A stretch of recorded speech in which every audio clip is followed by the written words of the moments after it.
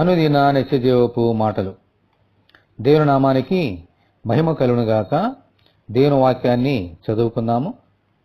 ఏ భేదము లేదు, అందరూ పాపము చేసి దేవుడు అనుగ్రహించు మహిమను పొందలేకపోతున్నారు. రోమీయులకు రాసిన పత్రిక 3వ అధ్యాయము 23వ వచనం. దేవుని ఆత్మ ద్వారా మహాజ్ఞాని సొలొమోను పాపము చేయనివాడు ఒకడును లేడని చెప్పాడు. అందుకే ఈ లోకంలో నీతిమంతుడు ఒకడును లేడు. ఈ పాపము మనుషుల్లో ఉండుటను బట్టి దేవుని మహిమను పొందలేకపోతున్నారు. దేవుని మహిమ అంటే ఆయనతో సహవాసము, ఆయన ప్రేమను పొందుకోవడం. పాపము చేయటం వలన ఆయన ప్రేమను కోల్పోయి మనుషులు ఆయనకు దూరం అవుతున్నారు.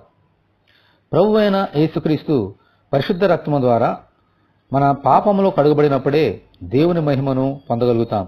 అందుకే మన పాపములను ఆయన వద్ద ఒప్పుకోవాలి. ప్రభువా, మా పాపమును క్షమించి దేవుని మహిమలో నడిపించమని మనం ప్రార్థనలో మనమందరము వేడుకుందాము. అబ్రహాము, ఇస్సాకు, యాకోబుల దేవా, మీ కొందనాలు స్తోత్రాలు చెల్లించున్నాం తండ్రి. మీ వాక్యం వినడానికి కృప చూపించినందుకు దేవా నీ కొందనాలు. మా జీవితకాలం అంతయు నీ వాక్యానుసారంగా జీవించే భాగ్యము మా అందరికీ దైత్యమని వేడుకొంచున్నాం. నీ రక్తము ద్వారా మమ్మల్ని కడిగి నీ కుమారులుగాను కుమార్తెలుగాను స్వీకరించినందుకు దేవా నీ కొందనాలనైనా. మా జీవితకాలం అంతయు నమ్మకముగా ఈ లోకంలో జీవించే భాగ్యము మాకు అనుగ్రహించమని యేసు అతి పరిశుద్ధమైన నామములో ప్రార్థన చేయుచున్నాము తండ్రి. ఆమేన్.